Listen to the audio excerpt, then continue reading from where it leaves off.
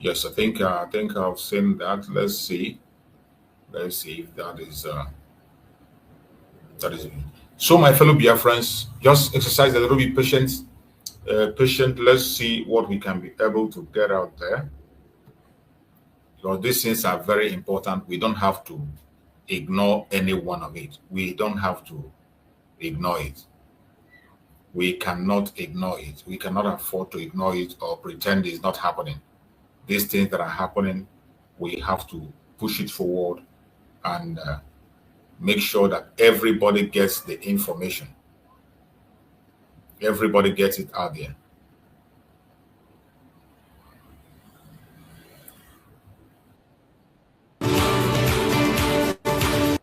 So we'll try to get it out and let the people hear it and see things for the way they are. We cannot continue to keep silent and pretend that all is well when everything is bad. Contentious issues of insecurity, allegations of Christian genocide in Nigeria, and the Trump administration's threat to the Nigerian state. The program featured security consultant Dr. Kabiru Adamu, who provided data-driven analysis presenting statistics on terrorist killings in Nigeria, broken down by religious affiliation, offering empirical context to claims and counterclaims about the nature of violence in the country. The program also featured testimony from Reverend Joseph John Hayab, chairman of the Christian Association of Nigeria, Kaduna State Chapter. Reverend Hayab shared harrowing personal testimony, revealing he had buried almost 2,000 people in Kaduna in the past, with over 300 more deaths following the 2002 Miss World riots. He expressed frustration on how attacks on Christians, including burned churches, killed pastors, and wiped out families, are routinely dismissed as mere communal clashes rather than targeted religious violence. Let's take a look. I'm speaking as the pastor who buried the almost 2,000 people in 2000 in Kaduna. Quote me, my name is Reverend Hayab. I'm speaking as the pastor who also did the mass burial of... What you are seeing here is an eyewitness account. This is not a mere hearsay, or maybe somebody come from somewhere and begin to give you a figure. The person that is speaking here is somebody who is directly involved. Who was involved in burying the victims, have their names. The evidence is overwhelming. And this very genocide did not just start like the way they are talking about it. It started all the way from 2000, 25 years ago. 25 years ago. And it is all targeted on Christians. And you are going to see confession from different angles from different people. This is what Mazi Nnamdi Kanu and Mazi Simon Ekpa was preventing, so that it doesn't happen in Biafra land. But instead of being supported, instead of being listened to, they themselves today are being incarcerated. They themselves have been incarcerated. They were fighting against this genocide that is still ongoing even as you speak. The genocide against the Biafran is still ongoing as you speak. Nobody is talking about that.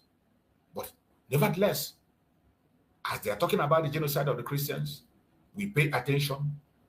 Biafrans are involved, and at the end of the day, the truth will be out, and the whole world will see those who are committing this evil. I want us to hear from this man, an eyewitness account. Provided data-driven analysis presenting statistics on terrorist killings in Nigeria, broken down by religious affiliation, offering empirical context to claims and counterclaims about the nature of violence in the country. The program also featured testimony from Reverend Joseph John Hayab, chairman of the Christian Association of Nigeria, Kaduna State Chapter. Reverend Hayab shared harrowing personal testimony, revealing he had buried almost 2,000 people in Kaduna in the past, with over 300 more deaths following the 2002 Miss World riots. He expressed frustration on how attacks on Christians, including burned churches, killed pastors, and wiped out families, are routinely dismissed as mere communal clashes rather than targeted religious violence. Let's take a look. I'm speaking as the pastor who buried the almost 2,000 people in 2000 in Kaduna. Quote me, my name is Reverend Hayab. I'm speaking as the pastor who also did the mass burial of the over 300 people of the Miss World Beauty pageant on the 23rd of November 2002. I'm also the pastor who came out publicly to denounce the Danish cartoon in 2006, but it later leads to the death of Christians in Maiduguri and death of Christians in Bauchi. So I have been around and I think I know this story. Listening, we are coining it into the politics of America as if we are not in Nigeria. Sincerely speaking, there has been killings of Christians in northern Nigeria before even the advent of Boko Haram. I was in Kanu. I just left Kanu with 1 week, and the killing of the visit of Yabonke happened.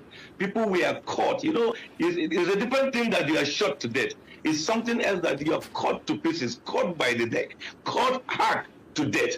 I saw these cops. I had to run back. My pastor asked me, why did you come back? I said, no, I just left for Kaduna 1 week, and then I heard what happened to my people in places in Kano. I just came back. I was the pastor who first came out to condemn the Danish cartoon because I knew what was going to follow. But despite that effort, Christians were killed in Maiduguri. In Maiduguri in 2009, when Boko Haram started, they were never attacking Muslims. They actually went for the church because they said we are infidel. Vimbai, this was quite explosive, but let's take a look at the summary of attacks on places of worship as presented by Dr. Kabiru Adamu over the period of 2021 to 2025. He drew up this chart. It says churches, a total of 121 incident targeted churches, resulting in 389 abductions and 110 killings. The years 2021, 23 incidents occurred. 137 people were abducted. In 2022, 33 incidents occurred. 74 people abducted and 47 people killed. I mean, this appeared to be, the peak years of this specific type of attack. Now, for mosques, Vimbai, are you watching?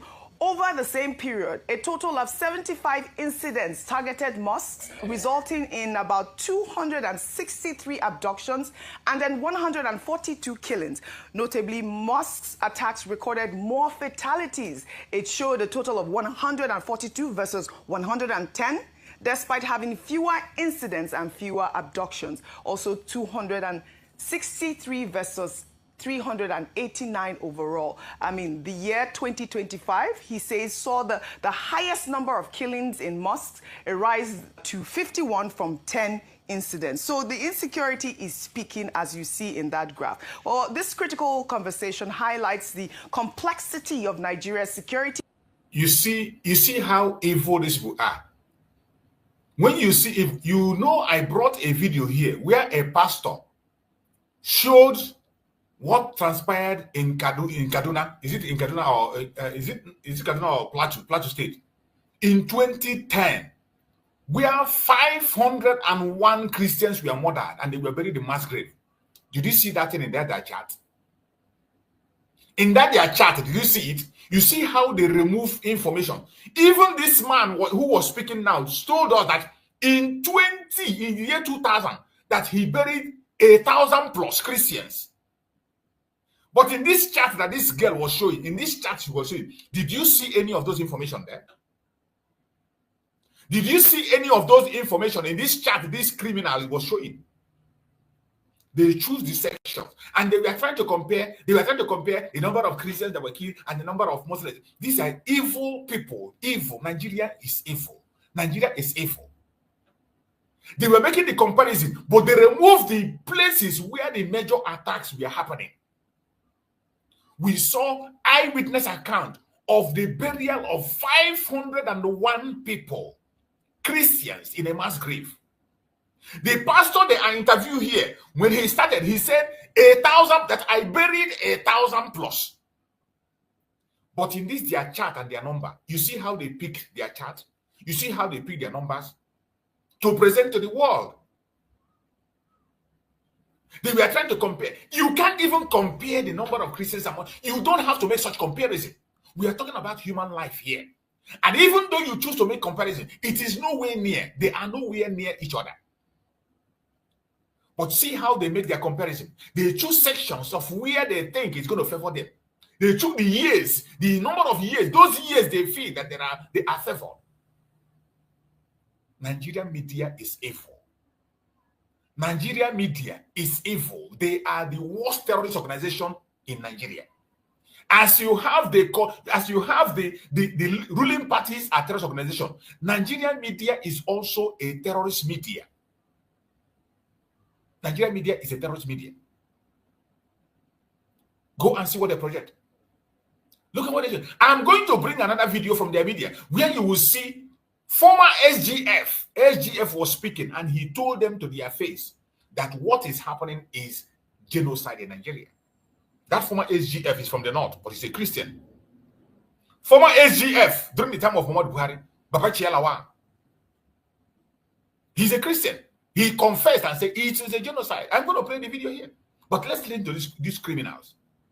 Challenges where legitimate concerns about religious violence intersects with geopolitical narratives and domestic politics. Reverend Hayab's testimony of burying thousands cannot be dismissed. Yet, Dr. Adamu's statistics reminds us that terrorism affects... Why didn't you clean those thousands in those statistics that he just released? That Adamu statistics that you are showing, why must you show a statistic that you know that it is wrong? A wrong statistics, why must you show it? Even when you have an eyewitness account who is here now, telling you the right thing, telling you the number of people that lost. But yet, you are projecting a statistics, fake one, fake false statistic, which you yourself agree that is false. Why are you showing it? But you people will be the first people to come and call us fake news. But look at you, promoting fake news. The same thing BBC is doing. This same statistic. This is the kind of statistics that BBC used. They go and doctor it. The same way they doctored the speech of Trump. They went and doctored the speech of Trump. And finally today, it has been exposed and they are resigning. Your resignation cannot change the damage you have done to the sensibility of human being. That is the same thing Nigerian media is doing. Destroying informations, hiding informations, deceiving the whole world. Meanwhile, innocent people are losing their life. Innocent people are losing their life.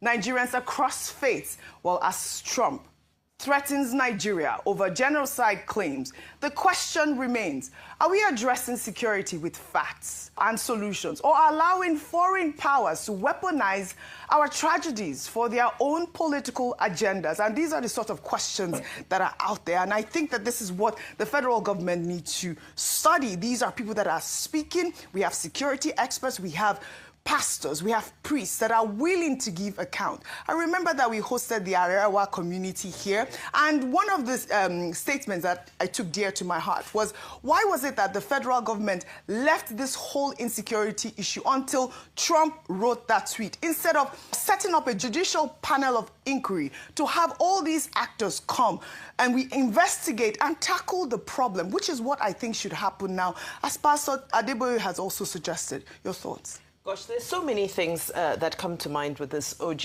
I think number one is data. Data, and data. I have to continue to emphasize that, because we see independent people coming with, with various elements of their data, with their own research, which is important. However, this is where we now see the vacuum that has been created by the fact that we're missing data. We're missing official, verified data. Now, again, I think I want to echo what my colleagues have already said. Ayo and Rufai have already said. Let's be careful about breaking this down into, Christian and Muslim and so forth. And let's come together now and focus on the issue at hand. The issue at hand for me, OG, I think is the insecurity, number one, and number two, it being weaponized by foreign powers. Now, I love that you brought South Africa, because let's bring that into context. Over the past 24 hours, the group that went to report white genocide, that's AfriForum, that went to report that to Donald Trump, have actually backpedaled. And they've come back and said that, oh no, they never said there was a genocide and they're sorry. You see how evil they are. They are now comparing the well-known genocide we know in Nigeria. They are comparing it to South Africa. This has nothing to do with what transpired within the white and the blacks in South Africa. There is nothing near two of them. And this is how they change narrative.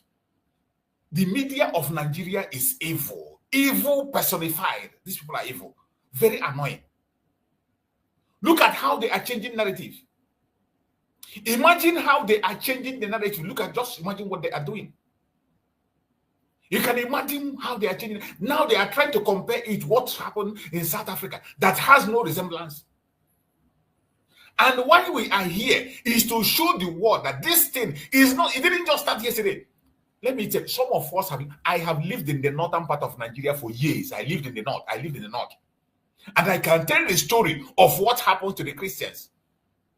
If I tell it, they will say, oh, you are a Biafran. But I'm going to play another one. You will see a Muslim that will report his own, somebody whose parents also were Muslims. And then you will see how he reported it. When you are hearing about the casualty, how it affects the Muslim people, I want you to pay attention. Pay attention and listen to the video I'm about to play. Listen carefully. These videos are very important when you play it. Because when you continue to listen to what Nigerian media is bringing and showing the world, these people are evil. Nigerian media is part of the terrorism. Nigerian media is part of the terrorism that is happening in Nigeria. There is nothing you can tell me that they are not a part of it. They are part of it. They are fully aware, and they are participating. They are participating. Nigerian media is part of the terrorism in another part of Nigeria. What that brought them in. Kids at 1992-93 in Kaduna, a riot broke out. I want you to hear the testimony of this guy. I want you to hear the testimony of this guy. Listen carefully to the testimony of this man. Pay attention to every single thing he has to say for you to understand. Because when you begin to listen to the narratives of Nigerian media, look at the statistics they brought today, and they remove the Fulani man that wrote that statistic. Carefully remove the years where the atrocities were committed, and he choose sections where favors him, and he begin to balance it up. These people are evil. They are evil, and they send to their media to project a media that will never go to front line.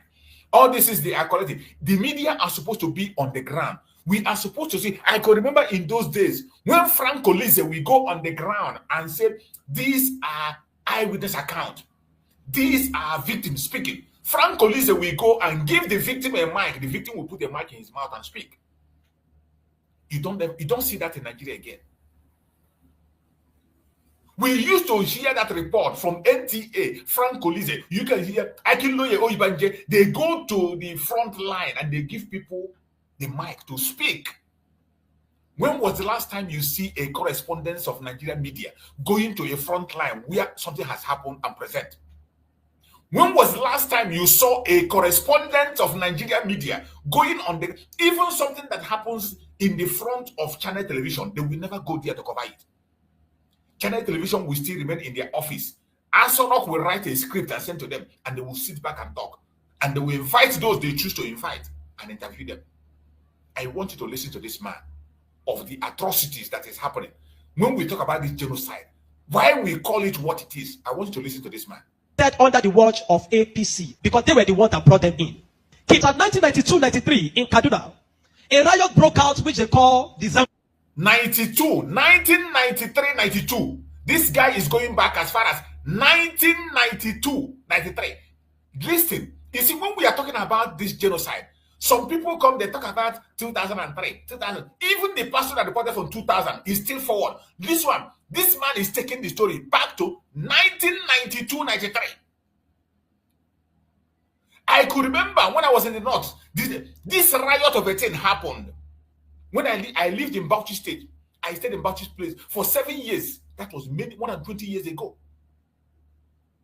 More than 20. This was within the range this man is talking about. In 1990s. In 1990s.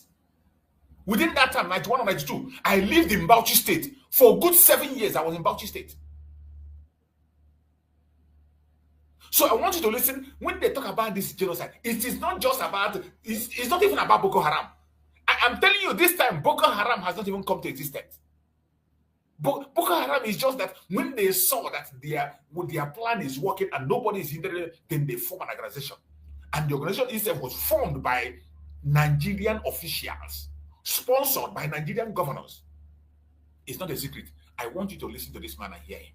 Under the watch of APC, because they were the one that brought them in. Kita 1992-93 in Kaduna, a riot broke out which they call the Zango Kataf riot. I was a young boy, very, very young then, and people were killed in scores. If you are not an Afsa person practicing Muslim in Islam, they were killed. Especially if you are from the southern part of Kaduna, the tribes from the southern part of Kaduna, they were massacred. It was called the Zango Kataf riot. Did you hear that? And if the next thing they do is to burn churches, kill Christians, and then if they are done with that, then they focus on businesses that is for Igbo people, Igbo owned business. Did you hear that? 1992-93. 1992-93. This was exactly the very time I was in the northern part of Nigeria. 1992-93. 1992-93. That is when this very riot broke out. And they go after everything that is not a Christian. Even if you're from the south, as long as you're from the south, or maybe you are even from the northern part of Nigeria and you look like a southern, or you are a Muslim and you are accommodating a Christian, you are a target. You know, people don't understand how serious this is. You don't understand. That is when you see Nigerian media, these people are evil. They are so annoying. The only reason I play their videos sometimes is to expose their lies. They will never go to the people who are involved, who has first-hand information. They will never go there. Listen to this guy. But very, very young then, and people were killed in scores. If you are not an Afsa person practicing Muslim in Islam, they were killed. Especially if you are from the southern part of Kaduna, the tribes from the southern part of Kaduna, they were massacred. It was called the Zango Kataf riot. And if the next thing they do is to burn churches, kill Christians, and then if they are done with that, then they focus on businesses that is for Igbo people, Igbo owned businesses, and they destroy them. Did you hear that? I grew up knowing that Christians are an endangered species in Nigeria. Thank you. In the year 2000, when the Sharia riots, how many of you have heard of the Sharia riot? This man, when this thing happened, he was a Muslim. This very person that is confessing, this person that was confessing, was a Muslim. When this happened, you're going to hear it from him. Hundreds of thousands of people were killed in Kaduna. I can remember vividly that we had to defend our house from people. They brought some Fulani boys and they faced our house. They were shooting arrows. They were stoning our zinc. They spot our zinc, shooting arrows. Even though I was a Muslim then. Even though my father was a Muslim then. But because majority of the people in our compound were Christians, so they were willing to destroy every one of us because we're living with Christians. I can remember a particular church in Mando, for those that know Mando, in Kaduna, called Chapel of Redemption. That church was destroyed. And so from that time, anytime there's a little hanky-panky in Nigeria, the first target is churches and Christians. And this has prevailed for a long time. That even if there's a problem with in another country, the Muslim and the Hausas in Nigeria will rise up and begin to kill Christians. How many of you remember the Miss World crisis in 2002, 2001, 2002? That somebody drew a picture of Muhammad or something in France, long away in France, and they began to fight in Nigeria. Are you following me? Christians are endangered species. Now let me give you, and that's how it has continued.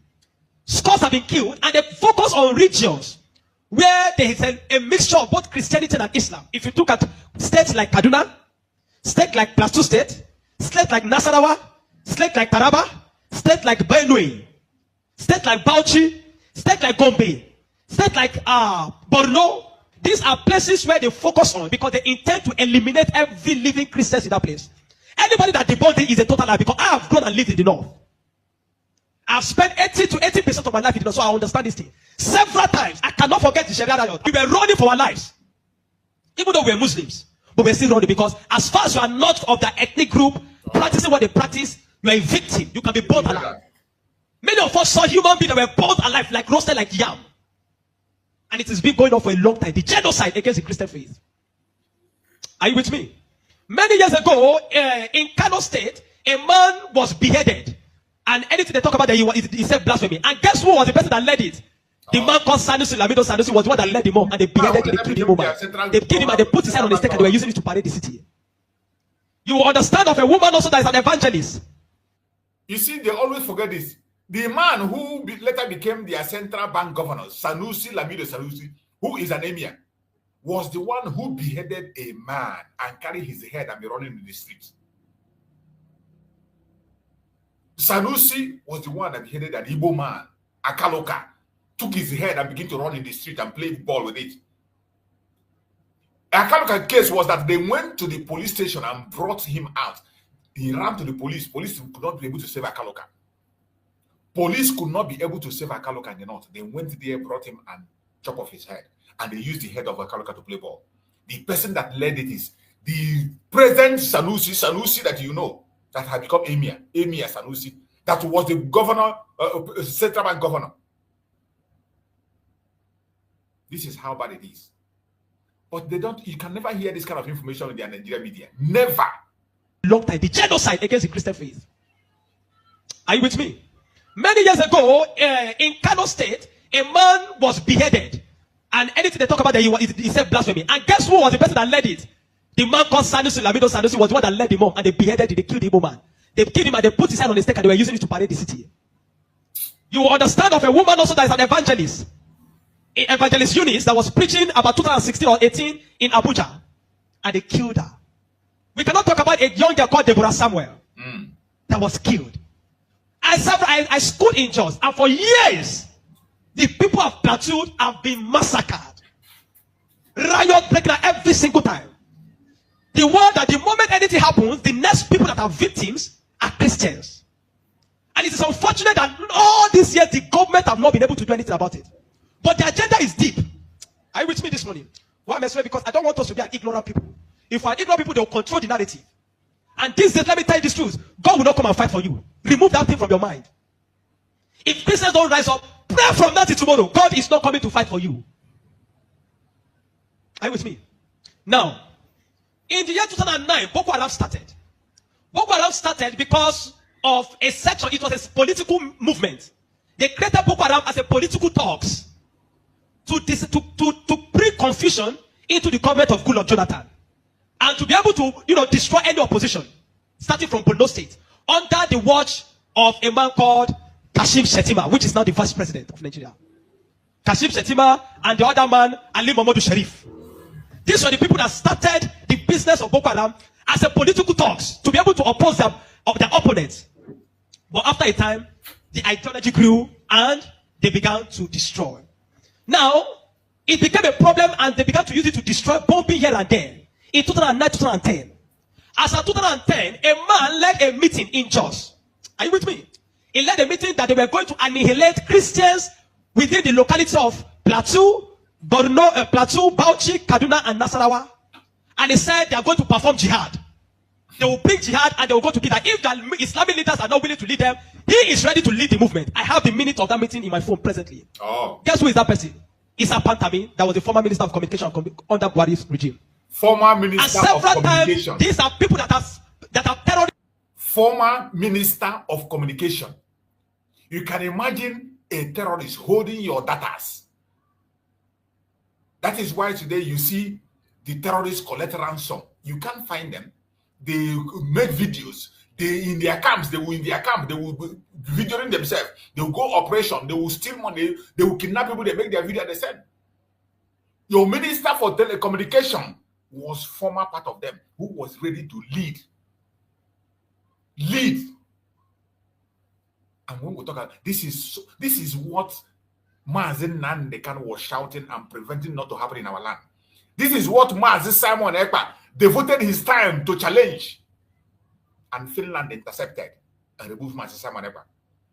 This is what Mazi Nnamdi Kanu is fighting, that today they want to pronounce sentence on him on the 20th. Listen and hear information. Sympathizers. And that is why the Nigerian army have not been able to win the war against the terrorism. Because people have, the terrorists have infiltrated the Nigerian ranks, the army ranks, so they cannot win the war. That said, Osama bin Laden was a better Muslim than he is. He was sad when Osama bin Laden was killed. And he has said it several times that Boko Haram should not be killed. He said they are their Muslim brothers. How do you win a war against terrorism? Where there are people high in government that are sympathizers to terrorism. How do you win that war? Now, there are 4 categories of insecurity or people that are causing insecurity. Number 1, you have Boko Haram. Number 2, you have bandits. Number 3, you have Fulani herdsmen. Now I'm going to show you how they are connected. Many people don't know. The Boko Haram and the Fulani herdsmen have one mission. The mission is simple: Islamize Nigeria. Come to a territory that are Christian dominated, kill everybody there, occupy their land. Go to Benue, look for a community, kill them there, occupy their land. That is always me. Boko Haram and the Fulani herdsmen. Have you noticed that Fulani herdsmen don't kidnap, they kill. There's hardly a place you hear that Fulani herdsmen capture, that they say these are Fulani herdsmen. No, when they go, they kill. How do they kill? They kill with guns. You must now ask yourself, how does a Fulani man get AK-47? Do you know the cost of one AK-47? They just told us here. One AK-47 is over $1,000 something. Where will a Fulani man be able to obtain to be able to get one AK-47? They told us that the government give it to them. Are you with me? And now, so you will know that there are people that are sponsoring this movement. Then the Fulani, the Boko Haram and the Fulani, they go about Christian-dominated areas. You will understand that when this terrorism started in Nigeria, that only people that were killed were Christian churches. You will not hear that they kill anyone. It is Christians and churches.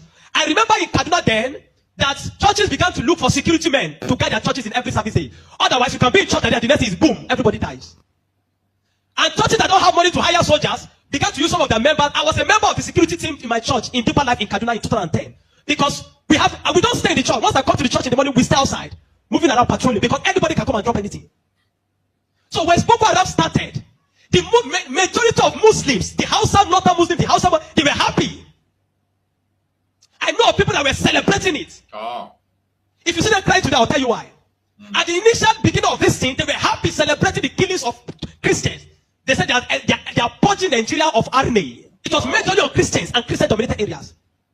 But when it comes to 2014, the man Buhari and APC that wanted to overthrow the government of Jonathan, by all means, decided to employ mercenaries from Niger, from Chad, from all those Fulani, from other African nations where they're Fulani, and they brought them into Nigeria. What was the goal? The goal was that if Jonathan does not concede defeat in the election, they were going to rain hell on Nigeria. So they brought in these mercenaries, and they equipped them with rifles, the El-Rufais, the Buharis. Are you with me? The El-Rufai, the Buharis. Every one of these people called APC, they brought in mercenaries and armed them in the bushes and told them to wait. The moment Goodluck Jonathan did not concede defeat in the election, they were going to start. But unfortunately for them, Goodluck knew of the assignment. He got intel about it, because the man said his ambition does not worth the blood of millions. So the man conceded defeat and left. And so they declared APC winner. Now, you have already brought people from different parts to come and fight. But what they wanted to come and fight for, did not achieve anymore. So now they left those people in the bush. They left them with guns and ammunition in the bush. And when Buhari became the president, he abandoned them. Instead of them to settle them and let them go back, they abandoned them. And the people saw Nigeria as a place that is good. And the people decided to remain in Nigeria. Those are the people that started bandits. Before, we don't have anything like bandits. Banditry started under the watch of APC, under Buhari, because they were the ones that brought them in.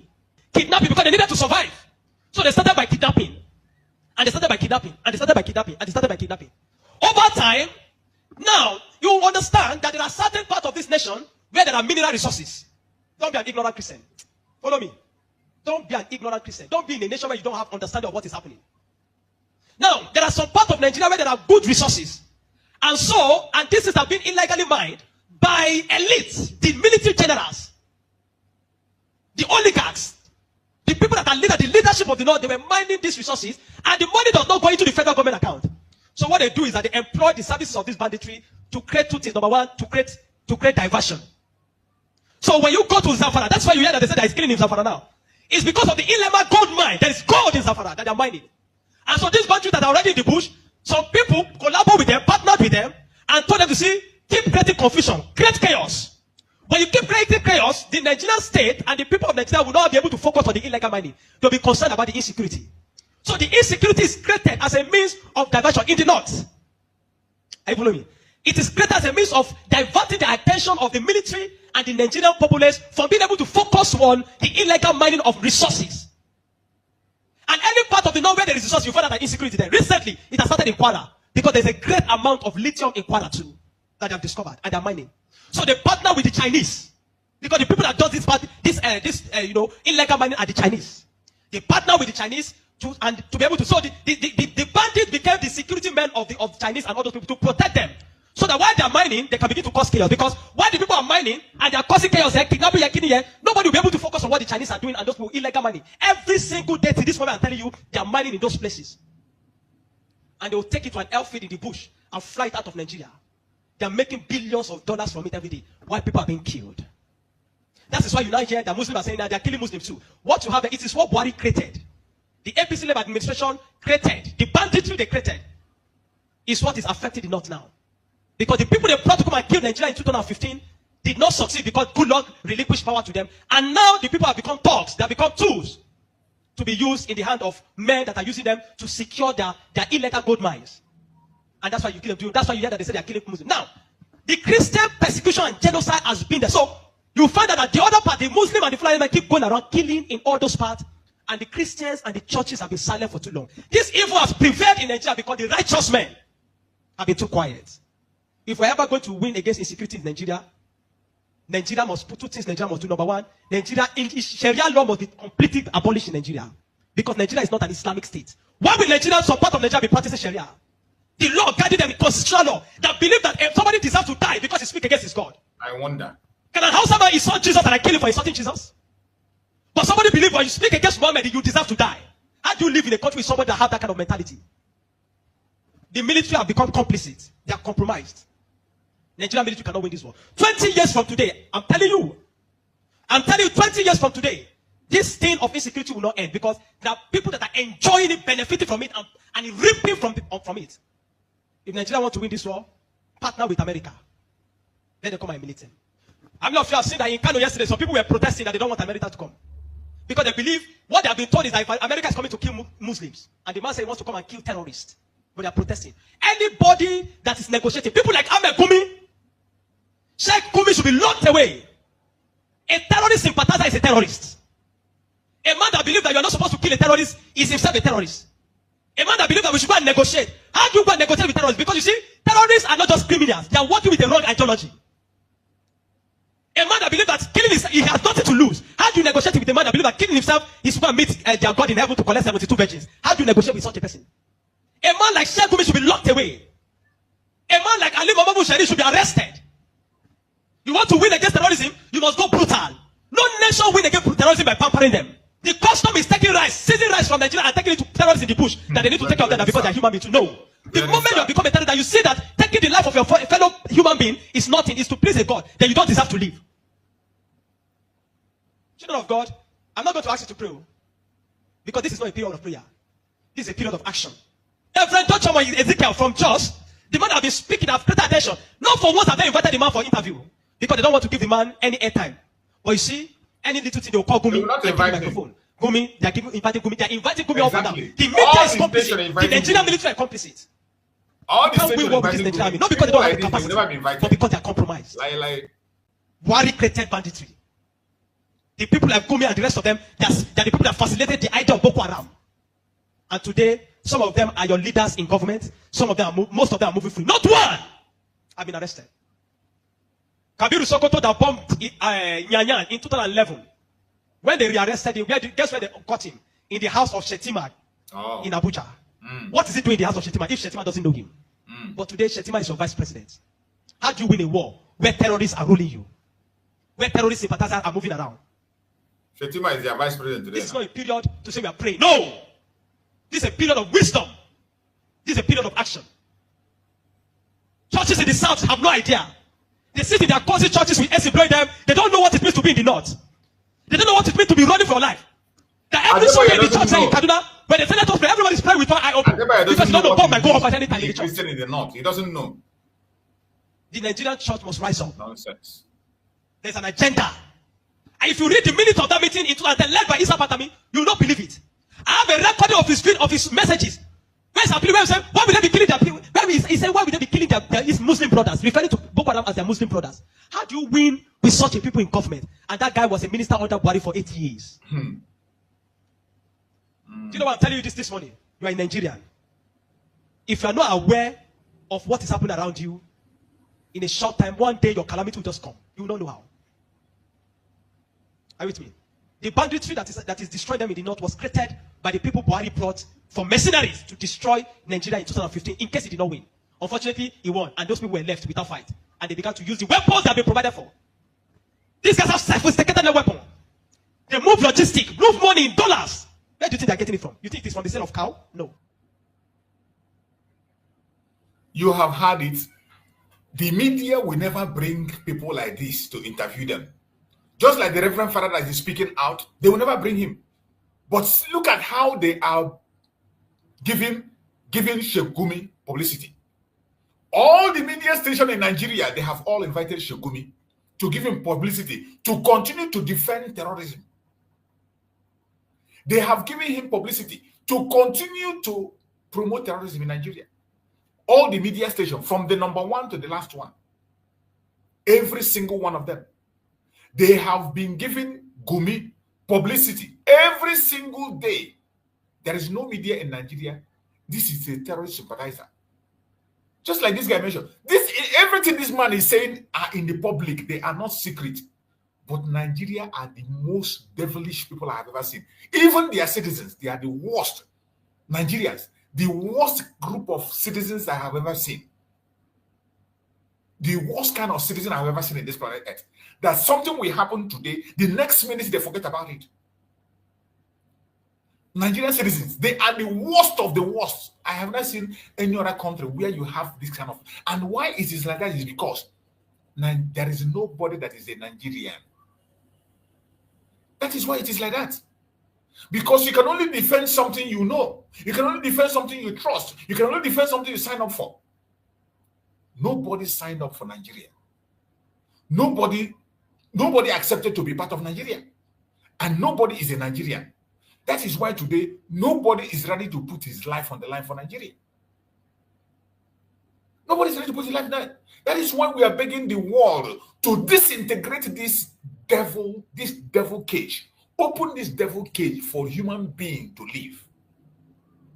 Destroy this cage where human beings were caged and locked up. Break this padlock called Nigeria and let human beings live. Every single thing this man said here, they are the truth and nothing but the truth. I'm going to show you. I'm going to use some videos from their national TV now to confirm what this guy is saying. When he spoke about the issue of the Chinese, I am going to use the video from their own conventional media to confirm every single thing that the man is saying there. Those accusations he's making, I'm going to use their own video, a video from their own conventional media to confirm every single accusation that that man made. When he talked about the Chinese involvement in that terrorism, how government and Chinese operate in IDP camps. Yeah. Well, meanwhile, in their own country. Meanwhile, in the wake of China's disapproval of Trump's threat of military action in Nigeria as part of, efforts to protect Christians from persecution, a 2023 report by British newspaper The Times alleged that Chinese nationals in Nigeria's mining sector are funding terrorist groups to secure access to the country's mineral reserves. The exclusive investigation, which has resurfaced online, suggests that through bribes and illegal transactions, Beijing could be indirectly funding terror. You see, this is now to support what that our brother said earlier on. But you see, this investigation were done by international body. And the media in Nigeria will shamelessly begin to play those videos. What is the work of the Nigerian media? The journalists, what is their work? There is no single investigative journalist in Nigeria, not even one. No media in Nigeria can go underground and investigate it and say that we have made investigation and look at what we brought out. Instead, they sit in their studio and they begin to play us video of an international investigation from either UK or US. You can never see Arise, Channels, VOP. You can never see any one of them. NTA, AIT, you can never see them run any interview of an investigation of what they did. This is how bad it is that Nigeria has no media. All you have in Nigeria are propaganda machine of the government. They use them to push propaganda, and the narrative they want is what. I think I played a video the other day where a white man was stating exactly what Nigerian media is doing and how they operate. That whatever government tells them is the narrative they are going to preach. They don't investigate. They don't speak about the issue when something happens. They will never talk about it until they are permitted to. In a democratic country. And sometimes you see people address them as the largest democracy in Africa. Madness. Idiocy. Idiocy. This thing this woman is saying here now is to support the accusation that this our brother that I played this video now just made. Listen. in Nigeria. Well, according to research from SBM Intelligence, a Lagos-based analytical group, Chinese companies operating in conflict zones have been striking security deals with insurgents. The report revealed videos of militant leaders boasting that Chinese workers must pay them rent to operate in their territories, particularly in Zamfara and other northwestern states. Some Chinese nationals working informally as miners serve as runners for militant groups and control gold mining operations across remote areas. The report noted that Chinese contractors often smuggle minerals out illegally, with several arrests recorded, including 27 miners in Osun State in 2020 and a Chinese citizen jailed for 5 years in October for processing 25 tons of lithium-containing minerals. Well, this investigative report adds another complex international dimension to Nigeria's security crisis. The report highlights the menace of resource exploitation, raising questions about which foreign actors are truly destabilizing Nigeria and why. Senator Adams Oshiomhole also accused China of stealing Nigeria's resources and arming bandits and terrorist groups to protect their illegal mining sites. The former Edo State governor made the allegations in January this year. Let's take a look. Those involved in this illegal mining, they use choppers. They procure arms exactly the same way as our military were doing in the South. They give them arms, they use choppers to come and cut away the gold, and they take them out of this country and make billions of US dollars. And the federal government is not doing what it should be doing. I took this letter to the former president when I was national chairman of APC, and I said, call the general to give you more brief. In fact, what is happening, or what subsequently happened in that part of the country, was exactly what the general told me was going to happen. Because these guys have been weaponized by the illegal big men who deploy them, secure territories, and the weapon is meant to protect the Chinese and other foreigners who they actually employ to carry out the mining. And on occasion, they use the same weapon to carry out banditry, kidnapping, and all of the terrible things that are going on. Some retired military officers, army officers are involved in it. The day we can't tell the truth, this country cannot flourish. We can't change our, when it affects our people, we are at our best. We talk strong. Some other people appear to be above the law. That is what is going on with solid mineral. It is not that we don't know where it is. We have a whole survey of where we have what across the length and breadth of Nigeria.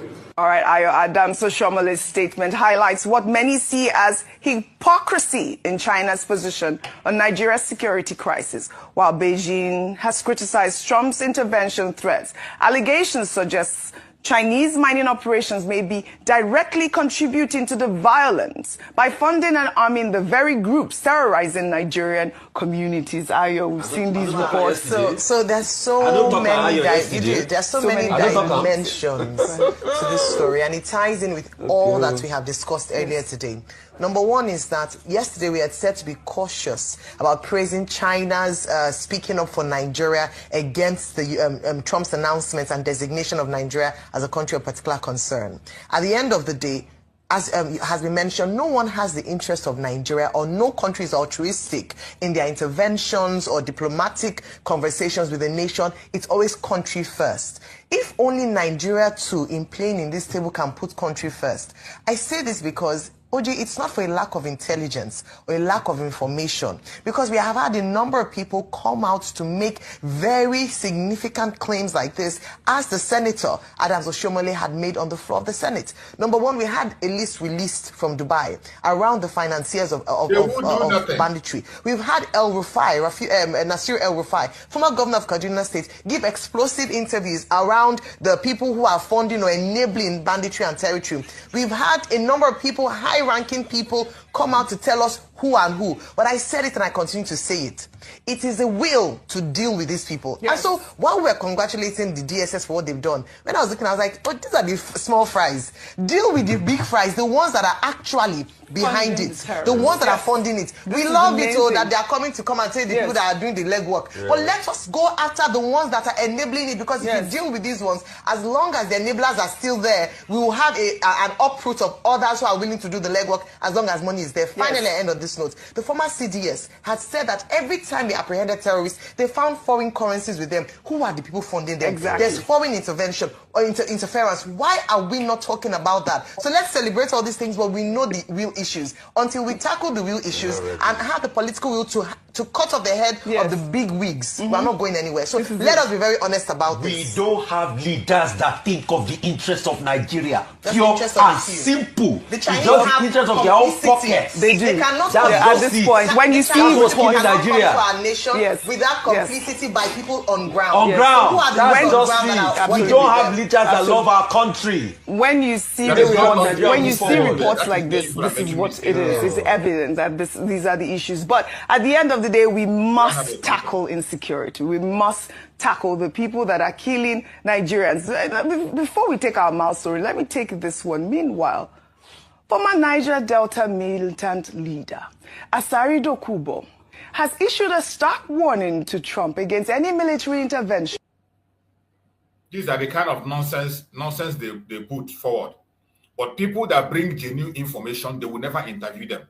It's either they are promoting Gumi or they are promoting Asari Dokubo in the creek. Very useless media. They will never do it. You don't even have a country. You don't even have a country. Look at the Rufai shouting, oh, there is nobody that is patriotic. How can somebody be patriotic to something he didn't sign up for? Exactly. How can somebody be patriotic to something he didn't sign up for? Yeah. You just wake up from nowhere, you go, you're Nigeria without their information, and you want them to serve and die for it. Yeah. I don't know how somebody can wake up and think that will be possible. You call yourself a media. All this, go and check all their media presentation. You will never hear where they will say, Arise correspondents went on the ground and investigated this and presented to us. Channels correspondents went on the ground and investigated this and brought to us. ATA correspondents went on the ground and you can never hear that. Instead, they will be reporting what one foreign media brought, what the other foreign media brought, what this one brought. They will never have their own opinion on any issue. It is a shame. It is a very, very big shame. And this very video confirmed what that our Christian brother was saying. It confirmed everything. I told you I will use their own media to confirm every single allegation that people are making. You use their own media to confirm it. And when that guy talked about sponsoring of terrorism, when we talk about taking out the terrorists, it is not just about Trump. It is not just Trump that said it. It is not just Trump that said it. That some of them are running helter-skelter today. I'm going to see, let me see if I can find a video where Ali Ndume himself talked about taking out the terrorists. You don't negotiate with them. Ali Ndume is one of the people who has spoken out openly and say, don't you negotiate with them. Don't allow them. Take them out the same way they take other people out. Bro, choose. Can I just 1 minute quick? Let me. You see, all these people, they are just I don't know if I will use the word hypocrisy or they are just. There's a word I'm looking for. When you are saying something but you don't mean it, you are talking about. They never mean it. They never mean it. I just brought it up so that people can see. Yeah, because when you talk about Ali Ndume, El Rufai is one of the chief creator or financier or coordinator of terrorism. You know how many times he has come out to say, you don't negotiate with terrorists, you have to kill them, you have to lie. They are lying to you. So, all of Jesus, they are all complicit because you know what? They all want Nigeria to become Islamized and Fulanized. Therefore, they come out, they lie to you, they say, oh, we must kill the terrorists. But they go around, they finance the same terrorists. Something goes for Tinubu. Again, because like us, we don't think the way these people think. This is the point. Tinubu is not any different. Anybody tell you anything, he's just being able to manipulate you. They are the same. He's been in it. He's been with them. They say, "Oh, but your wife be Christian." So what? Bandits that have yes. My brother, continue, Jared. So, my brother, when you look at them, why I bring them up is that we hold them by their words. When you see them come today and they blame US, oh, don't come. Oh, US, the US doesn't have anything to do with your madness. Even if it is invasion, haven't you been invaded already? Haven't you been invaded already? Why wouldn't people who are serious to save life come?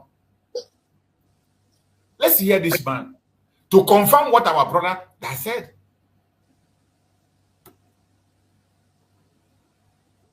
The bandits that have been killing people recklessly, you don't have to waste time to kill them.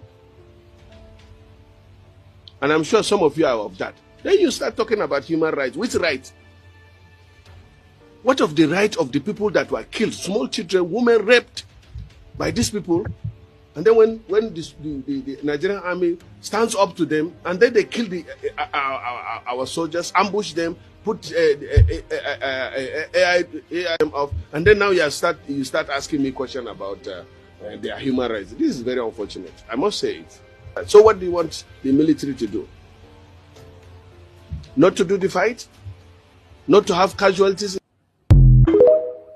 In other way around, they are doing a different thing. Today they are promoting Pantami, promoting Asere Dokobo. They are promoting Gumi. In their national TV, all the platforms, all the national TV, they are all bringing Gumi's narrative to the world. Yeah. They are giving him platform to promote their agenda in all parts. It is so sad. It is so sad. Go on, Coach Hughes. Good morning from my side, and good morning every genuine Biafran that is standing on the truth. First of all these people that are giving press statements, or what is this in name myself? What I even put it myself? That the same Asari Tukubo. Do you know that if all those people, if they are genuine, they should hold them by their word. All the news, all the programs that they have done before, this is the time for them to go and bring it out.